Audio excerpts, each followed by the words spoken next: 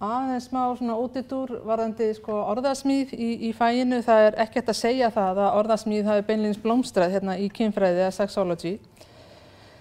Þegar maður heyrir orðið kynlíf, þá dettur flestu fólki í hug kynmök, kynlífsathafnir og vissulega er það að vera kynvera, það snýst meðal annars það, en það snýst svo margt meira. Ég veit ekki hversu skýr þessi slæða en þið fáið henni að senda eða getið séð hana síðan á netinu á vefnum Kynlíf og veikindi. En það að vera kynvera felur í sér margt fleira heldur en bara kynlífsathafnir þó það sé stór partur af því.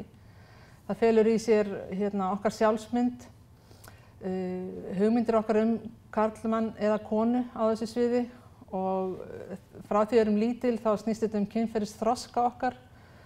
Það er of langt að fara út í það, ég geti haldið eitt erindi bara kynferðisþroskan eða sexual development. Það snýst líka kynþroskan eða puberty. Það snýst kynferðislega örvun vissulega, sexual stimulation, kynsvörun, sexual response, kynlöngun, sexual desire og kynhormónin. Og það að vera kynvera snýst líka það hvern við elskum, kynhneigðina. Og þar með talið þá náið samband, kynlíf sem hluta af því, ást og ástleitni og nánd. Og þetta snýst líka okkar kynimynd, þessa innri tilfinningu hvaða kyni við teljum okkur tilheyra. Fyrir flesta virðist það að vera mikið samræmi þarna á milli útlits líkamans eða líkamstegundar eða líkamsgerðar og þessar innri tilfinningar. En hjá sumum er það ekki endilega svo og það getur verið ósamræmi þarna á milli. Og þá erum við að tala eitthvað fyrirbæri í læknisfræðinni núna sem er kallað gender dysphoria.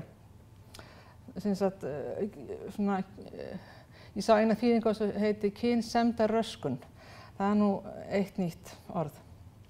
Þannig að það snýst líka okkar kynhlutverk eða kyngervi, hvernig komum við fyrir, hvernig er fas okkar á framkoma og hvernig túlkar það fólk okkur. Og í víðara samhengi, og það þessi litlu kassar utan hringinn, þá snýst þetta kynheilbrigði okkar, kynlífsheilbrigði, frjósemisheilbrigði og hvernig kynheilbrigðisþjónustu er háttað. Og það snýst líka samfélagið í heild sinni. Okkar réttindi sem kynverur, okkar líkamlega öryggi, rétt til einkalífs, rétt til kynferðislegrar ánægju, rétt til góðra kynfræðslu og svo framvegis. Og til þess að það geti gengið upp, þá þurfum við að hafa góða máttarstólpa í samfélaginu. Að setja stefnumörkun í þjóðfélaginu góða kynfræðslu, góða kynheilbrigðisþjónustu. Það hefur margt áunnist þetta síðastliðna áratugi en varðandi kynlífsvandamál og þjónustu á því sviði, varðandi ráðgjöf, þá erum við langt á eftir.